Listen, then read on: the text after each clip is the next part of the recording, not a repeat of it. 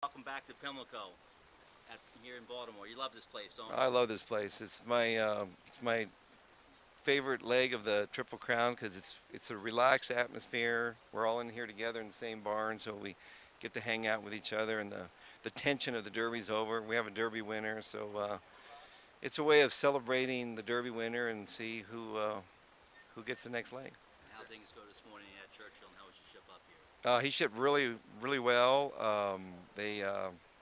We just walked the shed row this morning because I didn't want to do too much with him, and he looks like he came off the van in great shape, and he's really full of himself. So I could tell he was, by the way he was dragging me around there, that he's on his game, and that's what you want to see.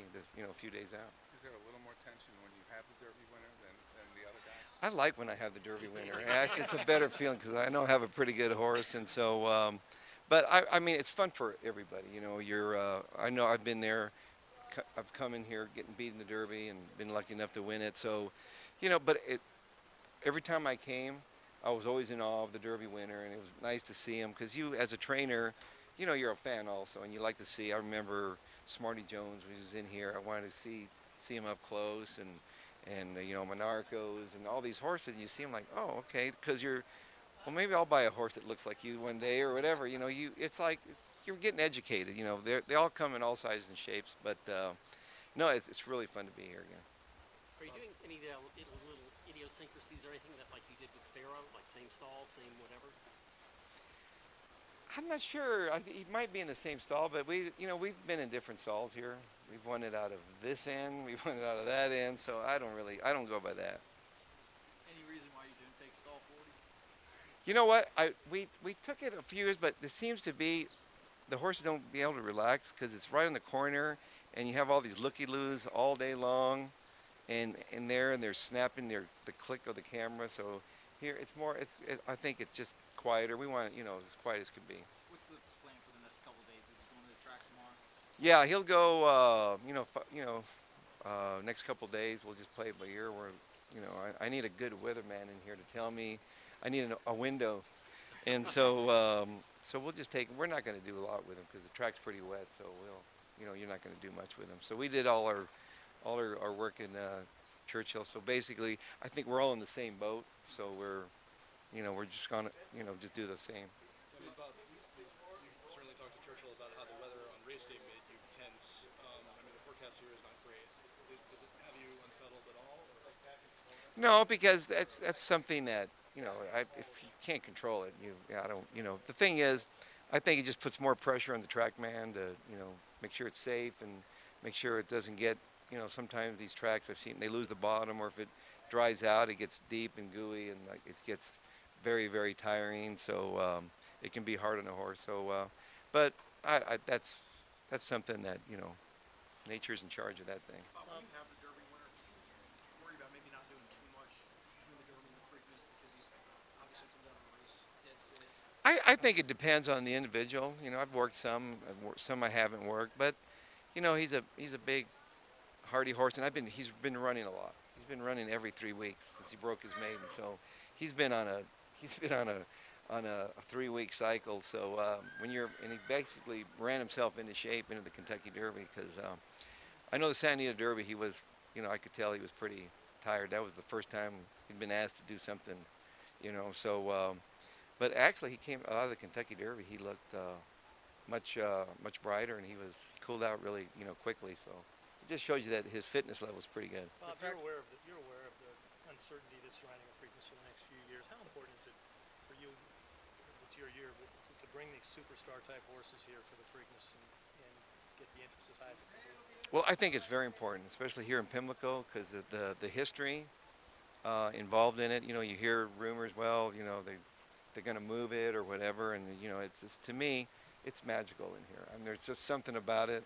I've been watching it since I was 10 11 years old, and you think of Jim McKay and the Preakness. So there's so much history there, but it's very important that these like the Derby winner comes here and all the good horses. It's a really good field. I think the field and it was a tough Derby field. So there's some nice horses in there that we're going to have to take on, but You know, I prefer the softer the better, but you know, if he's gonna, you know, he's got to can't make it easy on him. You know, if they're gonna go on to the next level. The fact that he ran so well in bad conditions at Churchill Downs, does that, as a trainer, give you feeling like whatever the weather is, this horse is able to Well, I run mean, it?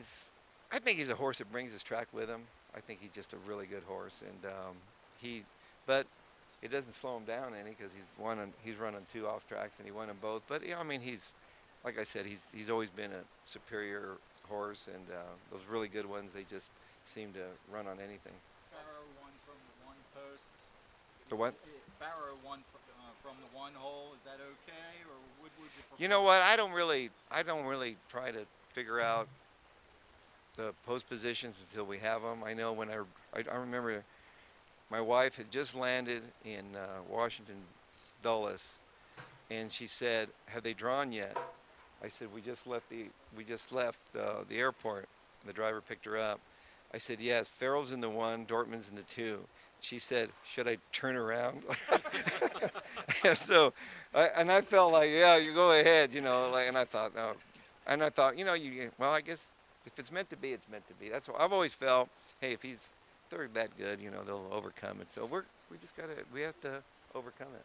When you talked about how the draw was everything with the Derby, I mean, is it a little bit less important with an 8-horse field, or is it still just as essential?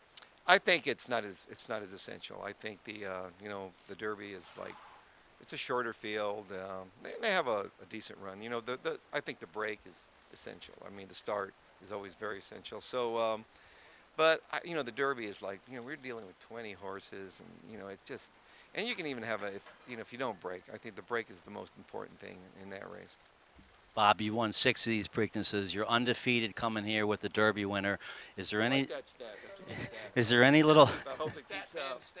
Yeah. There any one little small trick or a big thing that's helped you have all that success as far as this little 2-week window? I think they won because they were like the best horse, and they were at their, you know, any horse that usually wins the Derby, they're in top form, and that's what you want. You know, you want to, like these preps, you want to get your horse that he is peaking on Derby day, and sometimes you can do it, sometimes you can't. So this is a horse that's really peaking right now, and those other horses were, and they came here, and they won it. Point Given, he just had a bad trip. Lucky had a horrendous trip, and he came back and redeemed himself. But it's you know, they're tough, and they've got you know, I've put a pretty good foundation into these horses before they run. So the foundation is there, but the main ingredient, that he's a great horse, and we've seen that.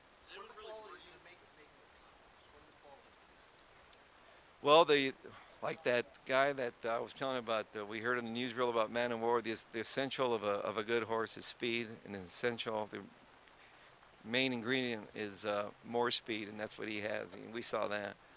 Was the pony Sunny with an O or Sunny with a U? Sonny with a I know it. We know what we did. I'll tell you what we did. He is a beautiful golden Palomino, and the other day we brought him out before we came a week before, and I looked at him. I go, "Sonny, you clipped him." They just clipped him because his hair he was so beautiful. He said he went from sunny to cloudy, you know. So we've been calling him Cloudy, but and I think it just followed him. We should have never clipped that pony. Who out of the Derby do you think could up their game in each one? You know what? It's tough. We have Good Magic, who I have, you know, a lot of respect for. He's a champion, ran second to us. He's right there with us, and so you've got new shooters. You've got John Service has brought. You know, John Service. He didn't come for the crab cakes. So, and then you got Quip. He's a really good horse. He's fast, and you've got. I mean, there's the field is, you know, and Wayne. You can't count Wayne Lucas out. That's when he does the most damage, when nobody's talking about him, he's under the radar. So he still knows his horses, and he comes up here for a reason.